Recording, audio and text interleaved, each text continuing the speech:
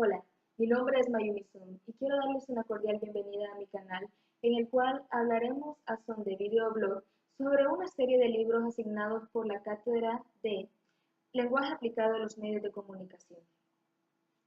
Para comenzar hablaremos de la primera obra, que sería El nombre de la rosa de Umberto Eco.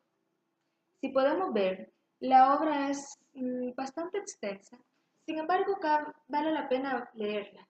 Dejadme contarles que cuando la leí a mis 15 años me resultó bastante tediosa, pero era también por la madurez que uno puede tener a esa época. Y por lo tanto recomiendo leer la obra a una edad que nosotros consideremos vamos a poder comprender mejor y poder estar nosotros mejor informados sobre historia universal para poder entender aún mejor esta obra. Pero antes me gustaría hablarles un poco sobre el autor de esta, Umberto Eco. Umberto Eco nació en Alessandria, Piamonte, Italia, el 5 de enero de 1932 y falleció en Milán, Lombardia, Italia, el 19 de febrero del 2016, hace 2 años. Fue un escritor, filósofo y profesor de universidades italiano.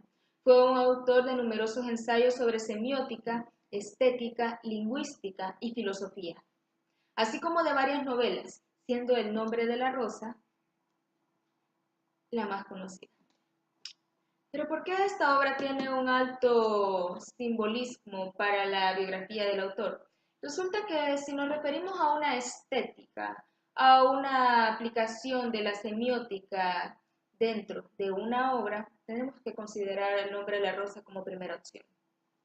El nombre de la rosa emplea en sí misma una serie de descripciones, esteticismos y simbología increíble. De hecho, el personaje principal, Guillermo de Baskerville, es aquel que en sí su vida está regida por una cuestión obviamente religiosa, ya que es sacerdote franciscano, pero también por una cuestión simbólica en la cual si aprendes a leer los símbolos, aprendes a vivir la vida. Esto se reconoce en las primeras páginas cuando Azzo de Melk, que es, se podría decir, el ayudante novicio de Guillermo de Baskerville, van de camino ambos, Azzo y Guillermo, hacia la abadía en la cual los ha invitado. La historia, como les comento, está situada en una abadía en la cual está sucediendo ciertos eventos bastante extraños para pasar en una abadía. Entonces, mientras están caminando hacia ahí, se dan cuenta que se ha perdido el caballo del abad, puesto de que hay una serie de monjes buscándolo. Inmediatamente Guillermo le da la solución y dice dónde está el caballo e incluso da algunos datos sobre cómo luce el caballo. Lo interesante acá no es que les haya dicho eso, sino que ni siquiera conocía el caballo y aún así pudo decir de qué color era. A raíz de eso, Atso queda totalmente impresionado sobre su maestro y le pregunta, y este le responde de que el universo, el mundo, tiene un lenguaje de signos y que solo basta de notarlo para poder nosotros comprender los eventos que pasan. Claramente esa escena se expande más, sin embargo, si quieren conocerla, los invito a leer el libro. Bueno, entonces, ¿qué es lo que está ocurriendo en esta abadía? ¿Por qué es que necesitan los servicios de Guillermo de Baskerville? Resulta que hace un par de días les comenta el abad de que ha fallecido uno de los miembros de esta, que es un sacerdote llamado Adelmo, un hombre de facciones hasta cierto punto femeninas, un hombre bastante atractivo. Entonces, algunos pensaban de que había sido un accidente, que había caído de una ventana, o otros habían pensado que se había suicidado, pero después de haber narrado de cómo habían sido más o menos los eventos de su muerte, Guillermo totalmente descarta esto y es definitivo de que ahí lo que ha ocurrido es un asesinato. Por lo tanto, es de que la historia empieza a circular alrededor de esto. La obra está basada en un contexto del siglo XII, siglo XIII. Edad Media, para aún tener más claro, Santa Inquisición, feudalismo, un pueblo que está en decadencia, oscurantismo, sucesivamente.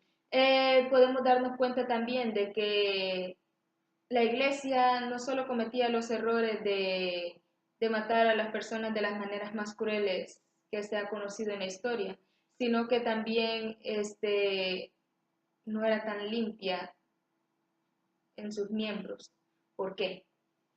Se va descubriendo también durante el relato de que entre esta misma abadía habían pecados tales como la homosexualidad, la lujuria, en la cual se comenta de que hay un sacerdote que cuando llegaba una chica a la cual ésta llevaba los alimentos para la abadía y éste tenía relaciones sexuales con ella. Y claramente ella no podía decir nada porque pues él era el sacerdote, él era la autoridad.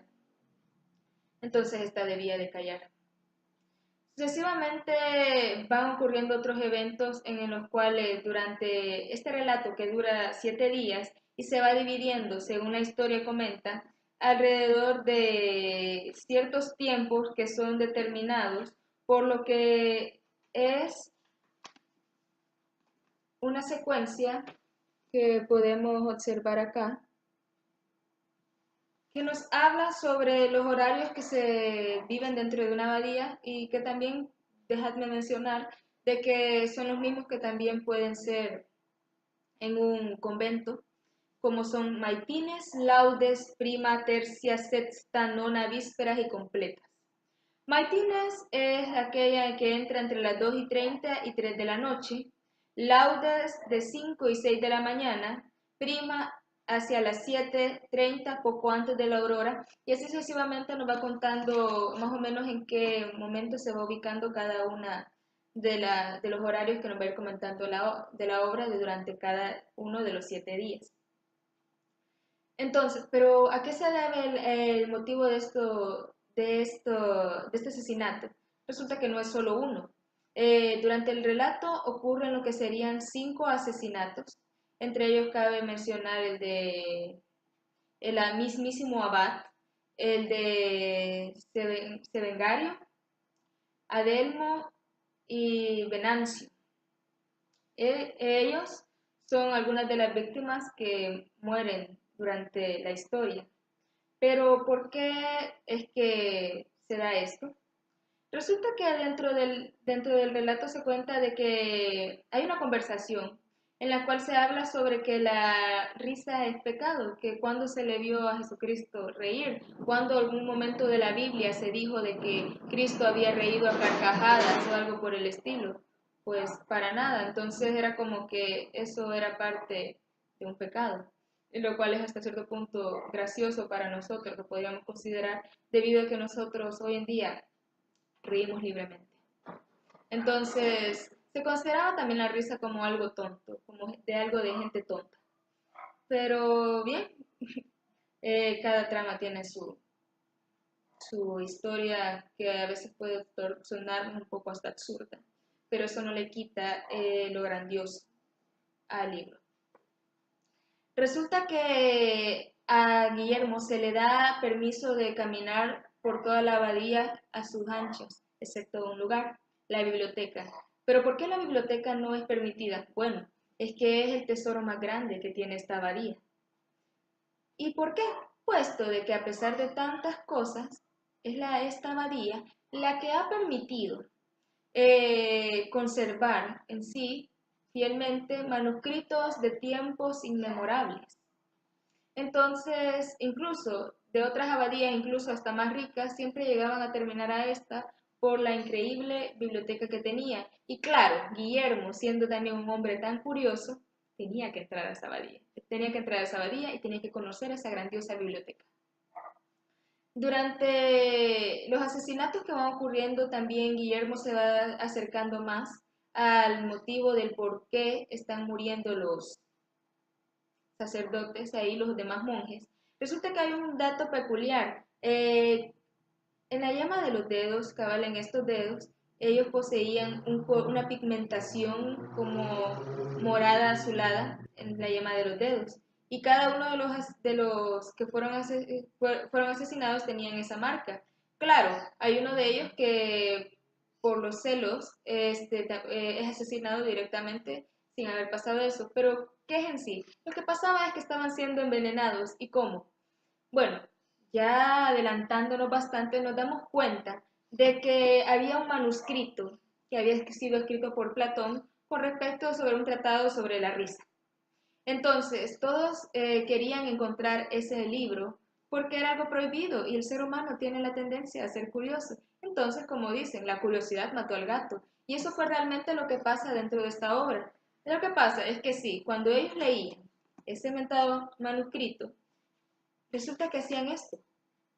Y así es como ellos adquirían lo que sería el veneno, que era totalmente letal. Cada una de las páginas del manuscrito estaba impregnada de un veneno. Este veneno era lo que les producía su muerte. Bueno, entonces cada uno de ellos tenían esa peculiaridad, exceptuando algunos que les comenté que fueron asesinados de manera brutal.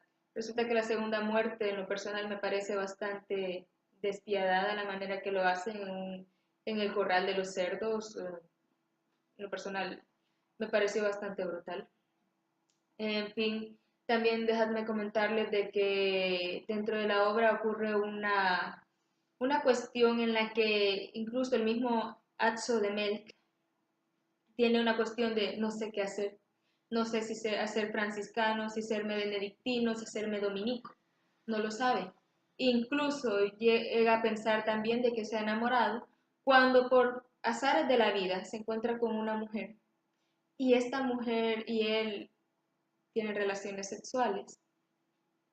Guillermo claramente se da cuenta y le dice de que no sea tonto, de que esas pasiones son pasajeras. De hecho, el personaje de la mujer, al igual que una concepción bíblica, podríamos decir que Eva fue la que trajo el pecado al mundo, es asimismo como ven a la mujer durante este relato.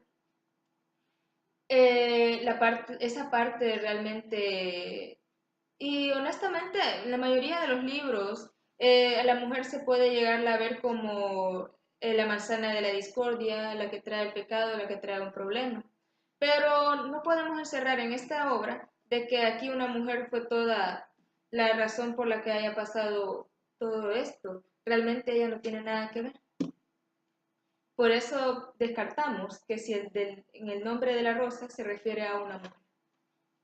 Entonces, claro, ocurre su momento en el que aparece una y bueno, pero realmente dejándolo así, no tiene aún así mayor relevancia de eso. El motivo real por la que habían ocurrido todos los asesinatos era por ese libro, porque el encargado de la biblioteca, Jorge de Burgos, era un ciego que, o sea, imagínense, el ciego es el que causó todo esto. Así que incluso el ciego, se podría decir, Jorge de Burgos, manejaba al mismísimo abad. O sea, imagínense bueno, la autoridad que tenía dentro de esta.